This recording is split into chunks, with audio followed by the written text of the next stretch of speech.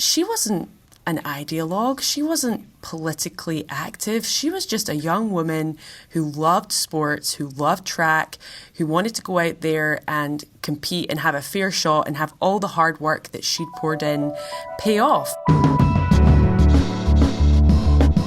From Christianity Today, you're listening to The Bulletin, a podcast about the people, events, and issues that are shaping our world. I'm Mike Cosper, and I'm joined by my co-hosts, Russell Moore and Nicole Martin. Today on our show, the changing landscape of women's sports, how institutions are evolving on policies related to transgender athletes. Then, what's happening on campus since the outbreak of the war, and more specifically, what's happening with campus ministries and with the hearts of students. Finally, the changing shape of prison ministry, how things are different post-COVID, and what the future looks like. We've got some great guests for these conversations, so stay with us.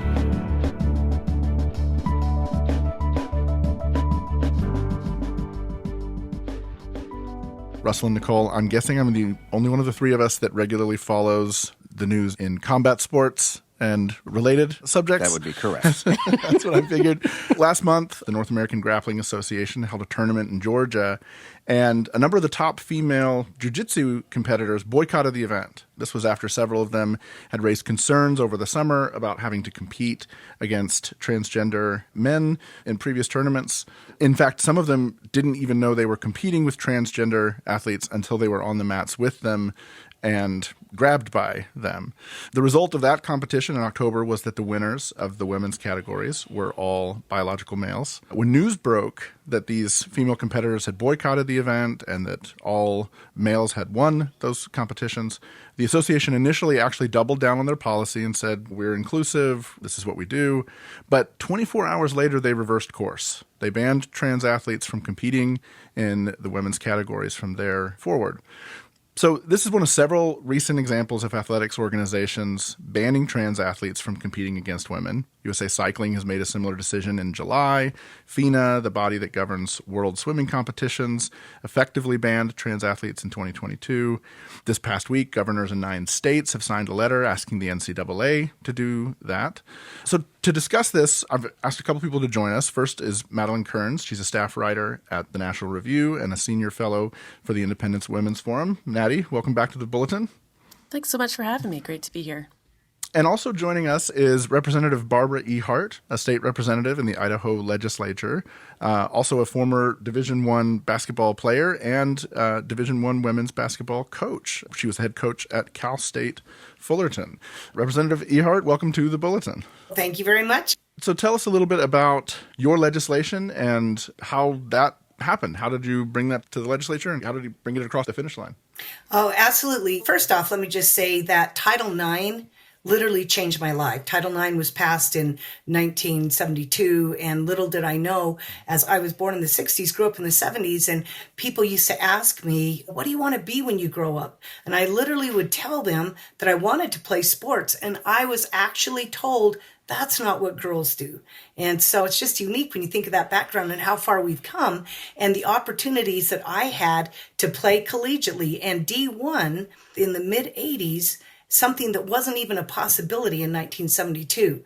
So being able to play sports and seeing what it's done for me in my life literally changed everything. So in 2020, when I had been listening and following for the last 2 years, actually it started in 2018, I'd been following what was happening to the Connecticut high school gals who were forced to compete against two boys that had been running on the boys' teams, and then decided to switch over. And they were absolutely dominating the women. And I just kept thinking, this isn't right. And literally in 2018, after my very first session, it was an evening, a Sunday evening, no doubt. And I was just pondering and in deep meditation. And I kept thinking, someone should do something about this. And I can say this here, given the news medium that we're talking on, the Lord literally spoke to me and let me know I should do something about it.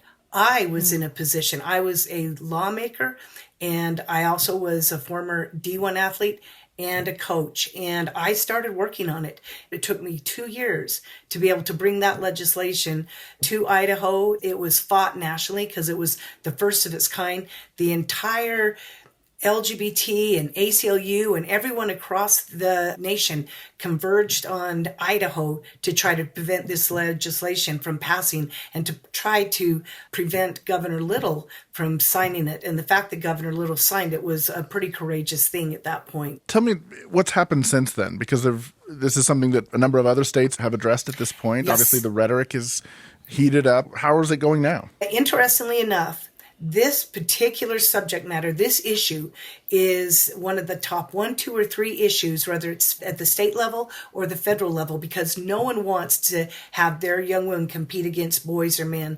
And so after that first year in 2021, we had 8 more states pass it. And I was invited to travel out and testify in a number of those states, and in others I did via Zoom. And then in 2022, we had 9 more states pass it. This year we had 5 more states pass it. And I'm happy to say that I've had a large part to do to be involved in many of these by being flown out and testifying and helping the legislators and having meetings with some of those in leadership to help get this legislation across, because this is a winning issue. It wins whether you're Democrat or Republican. It polls, actually literally polls at about 80%. And let me just tell you something that was key. In 2022, I was flown out with Save Women's Sports to the U.S. Swimming National Championships in Atlanta, Georgia. I saw Leah Thomas swim. I saw how big and how huge Leah Thomas was. And that's where, when Riley Gaines, who is now both a friend and she and I have done many events together, when Riley Gaines had the courage to speak up and say, this isn't right, that was a huge turning point in our favor.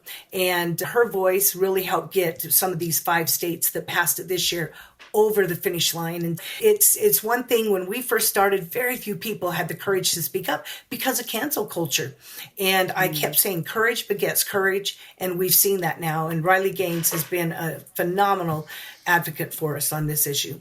Maddie, let me ask you, this is a story you've been following closely. Talk about that trajectory, because I remember that as well. I remember when people first began speaking out about Leah Thomas, they all spoke anonymously because there was such pressure to accept it. Can you talk about how that was and how that is and how you're seeing that shift over the last couple of years? Yeah, so the first instance of this I really remember was doing a piece for the Wall Street Journal in 2019 with Selena Soule, and she was a track athlete in the Connecticut case, high school track athlete. And a couple of young men had been allowed to compete, identifying as transgender, and it had completely displaced people like Selena. And Selena had many friends who were feeling the same way and really wanted support, wanted help, weren't getting it, were being told by their coaches they had to stay quiet, get in line, go along with it.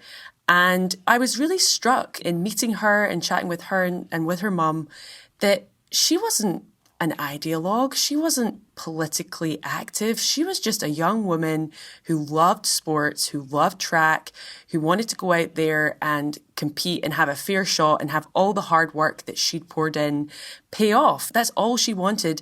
And she was so courageous in speaking out at that point in those early days when, as you say, so few people were willing to go on the record. I think she was helped by the support of her mother, who was a real feisty woman, Mama Bear, and she was really supporting her. I think also part of it was she just didn't realize what she was taking on. She didn't realize the hate that was going to come her way by speaking out on this issue. And it's been amazing to watch her in the last few years, just getting braver and braver as courage calls to courage everywhere. And more young women like Riley Gaines and Paula Scanton and these young women who have been personally affected by this, coming out, putting their names to it, embracing all the winds that blow and just telling the truth. And I think that really is what's making the difference in this movement, is it's not political. It doesn't matter whether you're Republican, you're Democrat, you're Christian, you're atheist. Everyone can see what's going on here. Is it true that maybe one of the new factors that makes this a bit more palatable is the idea of seeing women fighting against people who were born male in combat sports? When you are doing combat sports with someone who is biologically, physiologically stronger, bigger than you are, it feels like that is a shift. Does that play a role in this conversation advancing as well? I think definitely. I think that there's a few things going on here. One is a discussion about fairness, and that's obvious across different sports, be it swimming, track. Another one, and probably the most immediately attention-grabbing, as you rightly say, Nicole, is safety. There's a real concern about safety. Another aspect of this, of course, is privacy, girls' privacy in the locker room. Should they be sharing locker rooms with people who have male genitalia? I don't think so. I don't think that's a reasonable request. And then the final thing is actually just principle. And the principle here is that if you are arguing that, okay, we can mess around with people's hormone levels and we can have them so that they're a biological male, but they're impaired enough that we can say that this is like going to be fair or fair enough, you're basically saying that female excellence is equivalent to male mediocrity, or even worse, impaired male performance. Wow. And that's a pretty sexist statement. And so I think even if you say, okay, we'll have separate locker rooms, or even if play around with hormones, you can really just make an argument on principle and say, we have a different category for women because we want to celebrate women. We know they're different from men, but they're not inferior to men. They're just different. And because they're different and they have natural physical disadvantages in a male-female context, we want to have a female-only context where they can excel, where they can be celebrated. And so I think that's another important aspect of this that we shouldn't overlook. So you would think, Maddie, that if someone's crafting policies or legislation, they ought to actually go at the question of what is a woman? Absolutely. Rather than looking at it the way you would, for instance, anyone who has an unfair advantage with levels of testosterone or something like that. I think that is the absolute crucial thing here, is that we're talking about sex. Now, people may have different ideas about gender and gender identity. Some people believe in this theory of gender identity. Some people don't. That's an interesting discussion that we can have. But when it comes to sports, there are certain contexts, and sports is one of them, where we really have to make it about sex. And there are two sexes. There's male and female. You can't change your sex. It's determined at conception. It's observed at birth. And this is what we need to base these policies on. And we need to be unapologetic and very clear and clinical, actually, in our language. We're not trying to be offensive, calling people things they don't want to be called, but male and female are just facts of life. And in the context of sports, it's important to focus on the biology because that's what is the determining factor here. In a sense, that comes back a little bit to, Barbara, what you were saying at the beginning. There are these opportunities that are provided for you as an athlete because of excellence as a woman athlete. There were opportunities that were afforded you by Title IX. And I think what is so disturbing and so obvious is that because of these sex differences, those opportunities are going to evaporate over time as male athletes compete as women and dominate the categories. Everyone knew and understood why Title IX was passed. Everyone did. There was nothing confusing about it, but the other side, those primarily in LGBT and ACLU, are trying to do harm to literally to women. I believe this is all part of what's been happening with the deconstruction and the destruction of what it means to be a woman. And they're hitting all areas. And what's happened for us on our side is they hit an area that people, meaning parents in particular, are willing to step forward and fight. And some of these other issues that the other side, and we're talking a very small percentage of people, but they dominated the issue in the manner in which they wanted it to proceed, but not with sports. They crossed the line with sports. And now we've been able to draw a line, to draw that demarcation in the sand to say, no, enough is enough. And that's where we started to be able to engage and win on this issue. Because you know what? You're absolutely right. Competing against a male, not only is it not fair, and hence the name Fairness in Women's Sports, it is dangerous.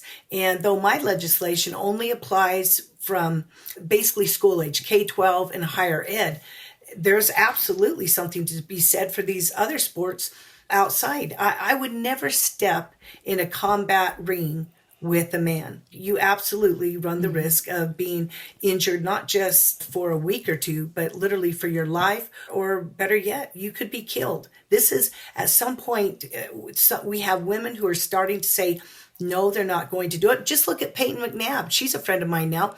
Peyton was the volleyball player at North Carolina. As I spoke with Peyton and Peyton's parents, and Peyton said this, but she was hit so hard in the face that she could no longer function. Not only could she not finish her volleyball season, but she had a hard time finishing the school year. Her senior year, she had to have an aide with her because she couldn't think straight. And she's still paralyzed on part of her body. It's not functioning. That's how hard and what happened when she was hit in the head by the male, by the boy. Would your counsel change any if you're dealing with, say, Massachusetts, where someone would say, we really can't win the gender identity debate right now, but what we can do is to come in and say, can't you see this isn't fair, that this isn't apples to apples? Would that change at all, or would you say it's better just to have this argument even if you lose? I absolutely would go forward and push it in every state. And you know why I push it in every state? Because we've started to see the results of this legislation on the Democrat side. When we first brought the legislation forward, it was viewed as being very political, Republican, Democrat. This past year has been a huge step forward. When Alabama they had already signed their K through 12. So this past season, Alabama brought higher ed. 17 Democrats crossed over to support the legislation. When we were in North Carolina, we had 1 or 2 Democrats. In Texas, 12 Democrats crossed over, 5 voted present. And that's just happening more and more because Democrats are realizing, hey, this isn't good for me or my constituents. I would bring it. I would press the issue and let people stand where they were. Votes and elections are coming up in a year. Bring that legislation. I think something that's been very effective in the UK and in Europe is this idea of having the male category as an open category, right? So what really happened was the reversal of what should have happened, because the female category is the category that needs to be protected. It is the category that depends on sex exclusivity to be fair, to be safe, to guarantee women's right to privacy and so on. And okay, if you want to call yourself something other than a man, why don't you just come in this category that's for men and other? I agree with Barbara. I don't believe there is another, but it doesn't really bother me if that's a compromise that would win. And that's what's been put forward by many UK sports. UK's, I think in many ways, led some of the international sports governing bodies on this issue. The international governing bodies for swimming, cycling and track now all have this female category and a male/open category. And it's very difficult to argue with that. Of course, the trans activists are still not satisfied, but hey, there's a nod to your identity here and there's a safe, secure space for women. I think that's a pretty attractive way of framing it. This whole conversation feels very practical to me. My youngest is into gymnastics and she loves it. And I'm thinking to myself, okay, we live in Maryland. What would I say to my daughter if she found out that she was competing against a male? Because the complications are, Maddie, you named it. I want to empower my daughter to do gymnastics as a girl, not as less than, not as a separate category of weaker. I want her to do gymnastics as a girl because she's amazing. And also, there's no way I want her to compete in a way that would lessen who she is. So what messages should we give our girls? And as parents, how do we support and build up our girl athletes to see themselves as fully qualified and capable, but also not to put them in harm's way? It shouldn't be necessary to pass laws to protect girls.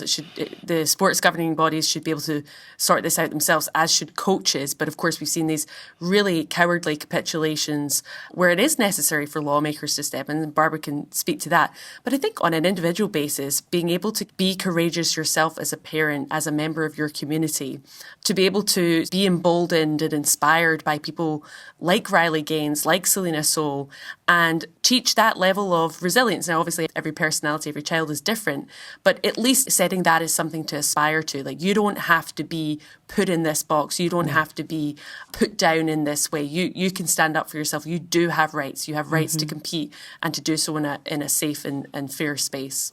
That's good. I would say the same thing.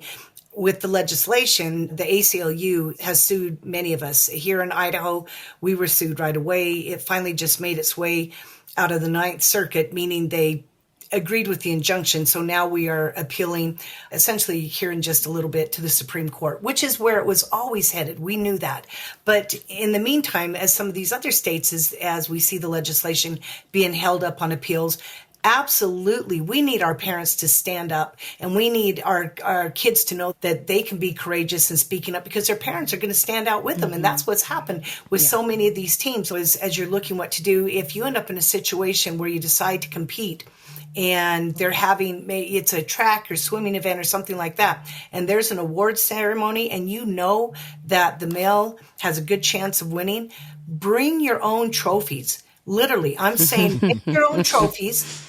And then when they have their award ceremony, you tell the people, hey, while they're having their awards, we're going to have the real one for the women over here. And hold your own award ceremony and give that first place finisher the first place trophy or medal. And just things like this that I think that we can start to do short of just not competing. I know how hard that is to feel like you've signed up, you're going, and then you find out there's a man or a boy in the race, and maybe you traveled a long ways and it's hard to turn back. So do some other things to be creative and push back and say, no, this is wrong. Representative Barbara Ehardt, thank you for joining us today, sharing your story. Absolutely. Thanks so much. Maddie Kearns, good to have you back. Russell and Nicole, and we will be right back.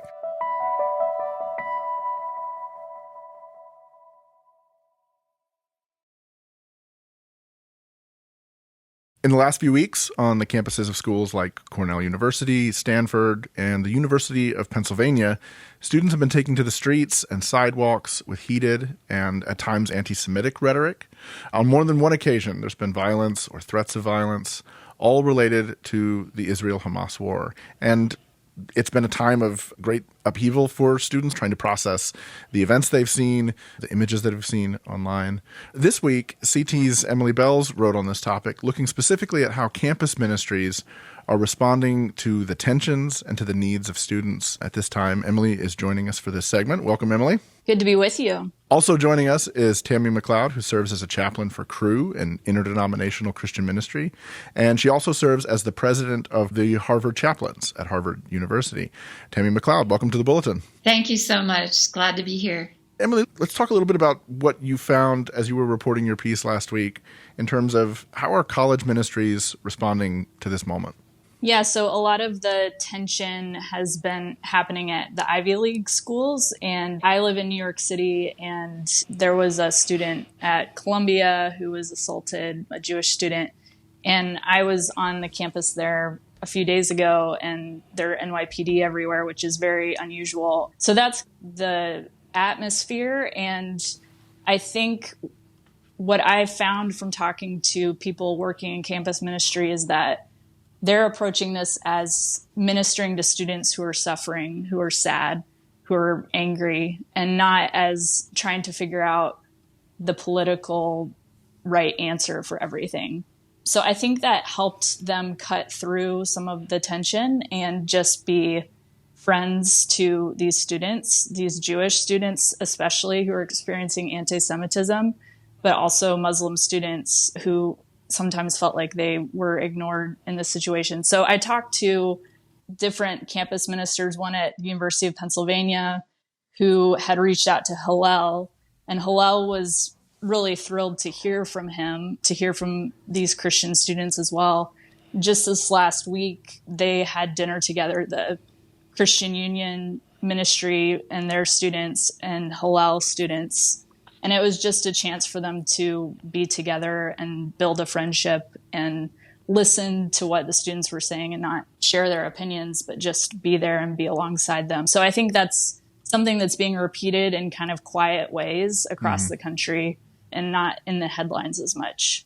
And for listeners who aren't familiar, Hillel is a Jewish campus ministry that's at college campuses all over the country. Tammy, along with serving in Cru, you also serve as the president of the Chaplains Association. Can you tell us, what are you seeing? What's happening across the ministries at Harvard? So the Harvard Chaplains are volunteer chaplains from all the major world religions. We even have a secular humanist chaplain at Harvard. And we are trying, as the Harvard Chaplains, to support especially the Jewish and Muslim chaplains. the Jewish and the Muslim chaplains are bearing the burden of the work right now. And so we're trying to do practical things to help sustain them in their work. They're working very long hours, getting very little sleep, and have a lot of emotional issues to deal with their students. We had a minute of silence at our last plenary, and then the Jewish and Muslim chaplains presented how they were doing and how their students were doing, and they talked as long as they wanted. And then the Buddhist chaplain responded with a peace chant, and then the Hindu chaplain responded with a peace chant. A Baha'i chaplain sang a song, a Baptist chaplain sang a song, and we closed with a moment of silence again. And it was my favorite plenary meeting of the whole year. The Harvard chaplains are really trying to support the Jewish and Muslim chaplains right now. What's going on with the students as well when they're coming to their chaplains? What are the burdens they're bringing? So the amount of loss on campus right now is palpable. I can just feel it when I walk onto the campus. Many Jewish students and Muslim students have lost many family members and friends, some to abduction, some to death. And just the grief itself is palpable. Also, there's fear. Some of the students won't even gather together anymore because they don't feel safe. A parent of a Jewish student was telling me not long ago, and I've heard similar things from some Muslim parents, that they don't even want to really identify themselves as Jewish or Muslim in this time. Are you noticing that any, or is it just not wanting to gather together in a group? I haven't personally. It sounds mostly like students are just afraid to gather because of some of the things that are happening.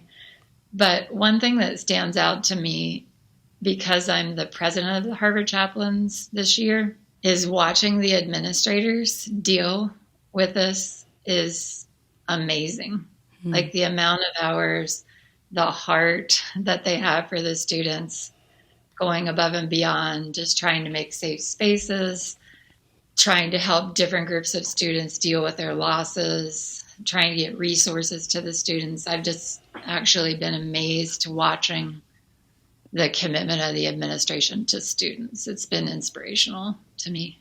It feels like college campuses are the perfect spaces for people to build meaningful relationships. I remember when I went to college at Vanderbilt, it was not uncommon for me to meet a fellow student who had never met a Black person in their entire lives. It was a great opportunity to build relationships, and I suspect that for a lot of college students, they've never had a relationship with a Jewish person. They've never met a Muslim student. And while it would seem to be the perfect opportunity to build relationships that can bring healing and tear down barriers, it also seems like the mix of isolation plus not really knowing how to make relationships plus growing hate plus mental health issues seems to be like this perfect storm of negativity. How do you all perceive the ability for college students to make relationships as part? Is it still part of the solution, or are we gone beyond that? Yes, I actually think it's one of the great gifts of Harvard University is that it draws people from all over the world. And that means there are very different beliefs. And so when you have that situation, it's one of the things I love most about the campus is you can build relationships with people who have very different beliefs than you do. And that's one of the things I love about the chaplains. We have 45 chaplains, like I said, from almost every spiritual tradition that you could think of. And our beliefs are so different. But when we don't try to all meld, we come in with our beliefs, though they're different, and we have really close relationships. So the Muslim and the Jewish chaplain have been speaking from day one. Like they are just tracking all week long. How are you doing? How are your students doing? In conversation. So I think one of the things that the Harvard chaplains can contribute more than anything is a model. How you can have very different beliefs, but you can have very close relationships. So I'm really hopeful. That's what we're trying to do with the students. I heard that too from an intervarsity minister at Cal Poly who was saying that these relationships don't happen overnight, that campus ministry staff has to be intentional about building those relationships long term. InterVarsity has spearheaded an interfaith meeting of different campus ministry staff for years, and that's how they had close relationships, trusting relationships with the head of the Muslim Student Association and Hillel, the Jewish group, so that when this happened, they were already in a good relationship where the students could meet together, and they had really good conversation and were able to have some of those empathetic moments together and just understand the Christian students could put their faith in action and understand another person's experience and be sympathetic to it. So I think his overall point was just start earlier in those relationships and don't wait for some world crisis to make it happen. Yes, it was great. Hillel had multiple faith communities for a Sukkot dinner right before the crisis. And so we had Muslims, Jewish believers, Christians, and atheists all at the table at Hillel having spiritual conversations for about an hour. It was so beautiful. And they were going to invite us to a Shabbat dinner next. That was in the works, but now they're so exhausted trying to deal with all the pain that they weren't able to do that this month. It was going to happen this Friday. Yes, I am excited to be able, when the pain is less palpable, to be able to enter back into those spaces again. That exhaustion, it seems to me, is key. I was talking a week or so ago to a Jewish rabbi friend who shares space with the mosque in their church. And he was saying they've been able to navigate this really well, but there's this adrenal alert of never knowing what's going to happen next. We've only been through a few weeks of this. What do you think this is going to look like if this lasts potentially for years? I think one of the things I'm most concerned about is compassion fatigue. We're trying to train our students. Since you're on a campus where there's massive loss, be attentive. The biggest skill you need is listening. So we teach them the skill of inviting, which means a person talks up to a certain point, and then instead of us saying something, we just say, what else? Or keep going, or is there anything else, to try to get the full story from the person. So we're trying to remind them that they don't need to solve the problems. They just need to bear witness to the pain. Last night I was sitting at a table with one who said, my teammate lost a family member, and she just stepped out of the athletic team for a week and then entered back a week later. And we were just talking about what that's like as she's trying to journey with her teammate. Because if our students are listening to lots of these stories, if they don't have good boundaries, they won't be able to stay strong. They won't be able to listen to any more people.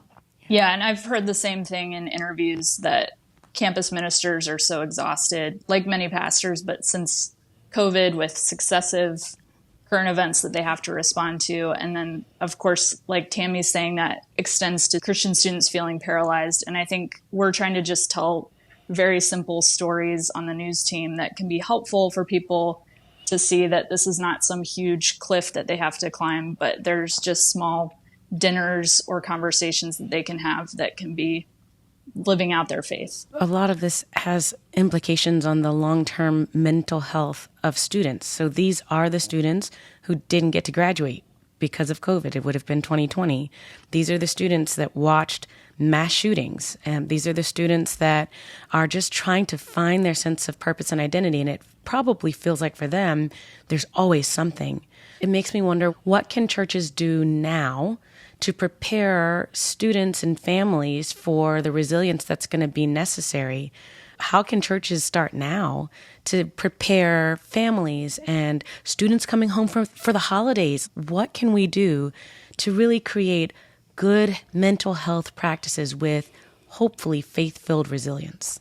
If we can help people in churches realize that listening is going to be one of their most powerful things to do over the holidays. And with this upcoming one with Thanksgiving, just giving students space to share their stories and not trying to fix them or read our autobiography into their life as they say it. But we just use, again, that skill of inviting. I think that would be one of the best preparations. And also with what I talked about, compassion fatigue, if people can understand that bearing witness to the pain doesn't mean I have to solve that problem, like I don't take it on me, then I think they'll be less afraid to enter in to be really great listeners because they know that their main role is bearing witness. And so we just did with our top leadership team at Harvard, Mental Health and Jesus. That's something that Cruz created to help the body of Christ. It's just a free online resource to deal with the mental health crisis. And we're trying to help our students identify feelings and speak them and not push them down. I so appreciated your piece, Emily, and I so appreciate you being here with us today, Tammy, because it gives us a window into a reality that is not quite what you capture when you just follow the stories online. Because, of course, online is the clickbait, the videos, the conflicts, the fights. There's so much more, and there's so much more pain behind all of that. So I'm grateful for your time. I'm grateful that you could come and share your story with us. Emily, I'm grateful for your reporting as well. We will be right back.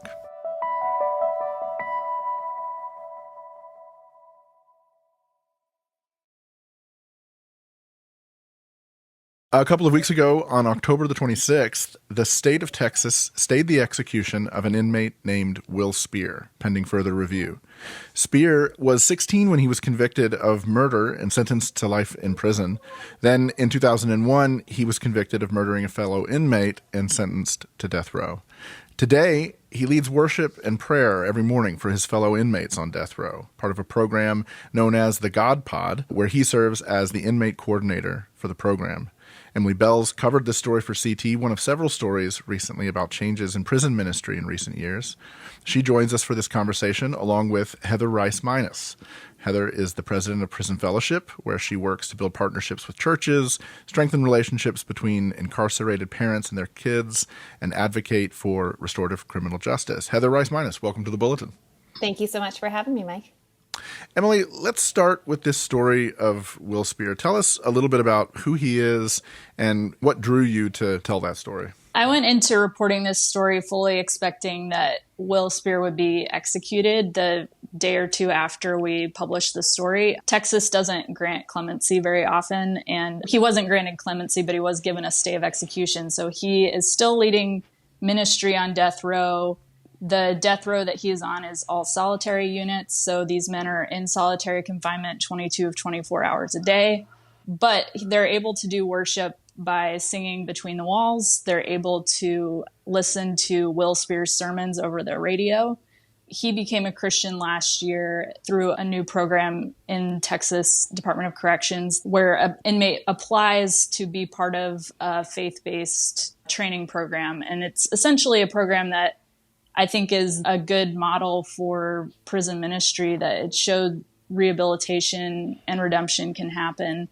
So he has become a real leader on this particular death row. But I think that part of his story interested us on the news team because it highlighted a trend, which is that more prisoners are leading prison ministry behind walls. And it's not just outside groups that are coming in and doing ministry, but especially since COVID, there's a lot more prisoners who have taken on that responsibility themselves. Heather, maybe you could talk a little bit about how COVID changed prison ministry and how maybe this story reflects some of these larger changes. Yeah.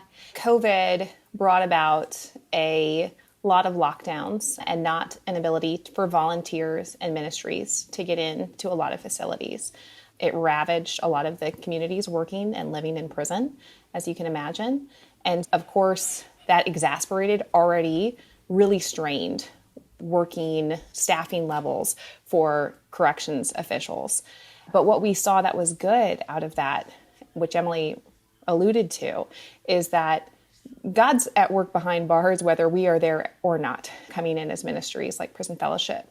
And I think it really gave an opportunity for the Indigenous incarcerated church to use their gifts and to lead in worship and to lead in discipleship. And as we've been able to come back in to a lot of facilities across the country, we're seeing that revival happening inside the walls. And I think it's having a profound positive impact on the church outside as a result.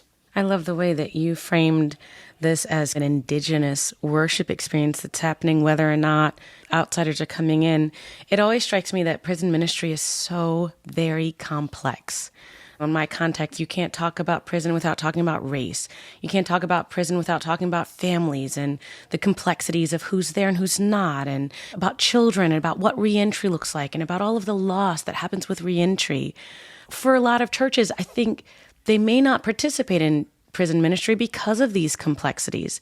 So how have you navigated these complexities? And how do you think churches can better navigate these complexities, especially when some of these complexities would make us want to run away as opposed to drawing closer? And before you do, let me add one as well. I think there are a lot of churches that are reluctant to engage with prison ministry that is led by imprisoned people because they're thinking, is this somebody trying to get a lesser sentence? Is this somebody trying to get clemency? How do we know if we can really trust this? Great questions. And I agree. The justice system is complex. And in fact, even just saying the justice system, we actually have 51 different justice systems in this country at the state level, federal level, and that's not even including local jails. So there's such complexity to access and to the racial dynamics and all that you said, Nicole. I really encourage churches, if you want to dip your toe in, because the Bible's very clear. We are supposed to be involved in this. Look at Matthew 25. Look at Hebrews 13. You will see we are supposed to be in prison and caring about and thinking about and remembering those behind bars. But if you want to dip your toe in, I would encourage churches to think about Angel Tree Christmas. Prison Fellowship's Angel Tree program serves over 250,000 children with an incarcerated parent every year. And we match you with families who have an incarcerated loved one in your community. And so this is a great opportunity to really see the impact of incarceration in your zip code, and your church body may then grow to think, what's really needed for a child who has an incarcerated parent is not just a gift, it's a healthy parent. And then you can walk along that journey to going inside. And Russell, to your question, I think I would say we just need to get the church proximate to the church inside, because I can remember actually getting a chance to visit with some women on death row in Alabama just a year ago and being so caught off guard by their joy and the community that they had built. And 4 of the 5 women knew Jesus and talked about the eternal hope that they had. Then I walk into worship in the chapel with all the women in the general population, and we're partnering there with Church of the Highlands, who has in-church prison campuses in over 20 prisons in Alabama. Just an incredible ministry that they've started there. And as we're worshiping, I felt the still small voice of the Holy Spirit say to me, you'll never understand the depth of their devotion, and you get to reap the benefit of their costly surrender. So there's something we have to learn from the church inside. And at this moment in the church at large in America, I am certain we have something to learn and gain and be revived from that. And that's just like Jesus did, right? Where did he go to start his church? To the marginalized, the lepers. Why should we think it's any different? In my reporting since COVID, talking to a lot of frontline ministries, their regular volunteer base has severely declined. And I think that the prison ministries that I've talked to have COVID shut down a lot of their in-person stuff, and the regular people who are doing prison ministry in person dropped off, and it's very difficult, depending on the facility, to reestablish getting approval, getting through the paperwork and all that with the regular volunteers. So I think that's one thing I hear from ministries, is that they really want their consistent volunteers back, and that is a huge need. No, that's spot on, Emily. I think a number of our facilities that have reopened are now, we've lost some volunteers who were faithful before COVID who aren't interested in coming back, and so we've got to refill those spots with people who can really be faithful to walk alongside people, not just for a one-time event, but for long-term discipleship. Heather, I think maybe the first thing that you and I worked together on many years ago was the issue of shackling pregnant women, imprisoned pregnant women as they were giving birth. Yeah. Since then, there have been a number of religious liberty questions about praying with people on death row and so forth that have gone to the courts. We don't want the government to do prison ministry, but is the government getting more out of the way or more in the way from people who are trying to care for prisoners? I see a mix of both. I think it really depends. There's really so many different justice systems, and each one has its own policies to navigate. In some states, we are very much welcomed in. We have staff who are going in every day to run our signature program called the Academy, which takes people through a year-long 500 hours of curriculum on character-based training, open to anyone of any faith or no faith at all, but we're teaching from a Christian perspective. And so it's great that there's so many states, majority of states are welcoming us in to do that. But we do have jurisdictions where it's difficult. And a lot of times, I think there are religious liberty issues at stake or discrimination, but also states, I think, and some jurisdictions worry about their budget line item for programs they're running themselves. And in some states, there's more of a Unitarian type program being offered for all faiths that the government or a contractor is running. And so sometimes I think they worry about supplanting that. That is also what I've heard. Every time I call a prison ministry leader, they tell me that each facility is different, that some wardens really see the benefit of having these ministries behind bars and have expanded that. And then others, since COVID, have used COVID as a way to keep ministries out and just shut down these programs altogether. So I've emailed with some prisoners who have said that they, even when we were all back to our normal lives, they were not having any outside programs coming in. So I think there's a real big spectrum of what is happening behind bars right now. To that point of the spectrum of what's happening, in the cases where there's a strong, established prison ministry, either as a local community or with outside support, when those prisoners are released, I've heard stories of how difficult that reentry can be. I'll never forget, I was serving a church in Newark, New Jersey, and there was a newly released man who had come to be part of our congregation. Again, everyone was so excited, and you could just see week after week how difficult it was for him. He would show up early and no one else was there. He would be so committed to his faith and to community. And people were just like, we'll make it if we can. So it just feels, you go from this very close-knit, devoted community to back into regular Christendom where people may or may not care.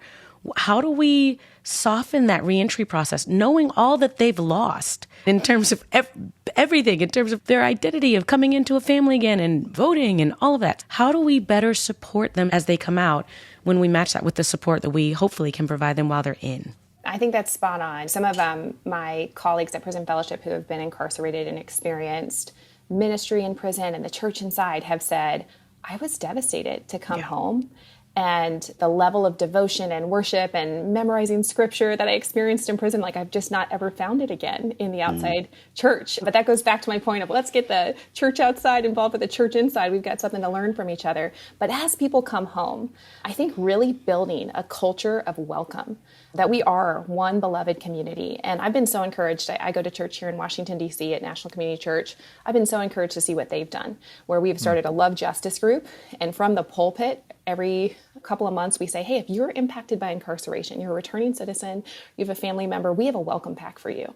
And in fact, we host Second Sunday lunches where we're going to break bread together and hear what your needs are and connect you to resources in the city. If we could have, and I know we do, we've got more and more churches who are stepping up to that plate to really provide the fellowship and the resource linkage that needs to happen.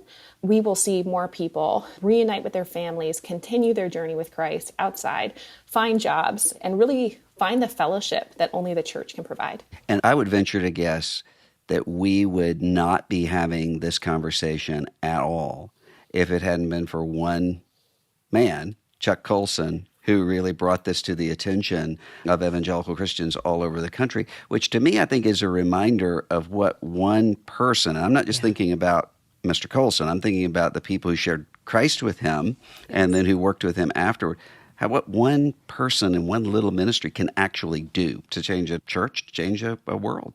Mm-hmm. Heather Rice-Minas, thank you so much for joining us for this conversation. I think this is a fascinating and important work that you're doing. So thanks for being with us. Thank you for having me, and thank you for covering this. Emily Belz, thank you for joining us as well. Thank you for your coverage on this story. Yeah, great to be with you. We will be back next week. The Bulletin is a production of Christianity Today. It's executive produced by Eric Petrick and Mike Cosper. It's produced by Clarissa Mall and Matt Stevens. Post-production by TJ Hester. Our art for this episode is by Rick Shooks. Music by Dan Phelps. And social media by Kate Lucky. Thanks for listening.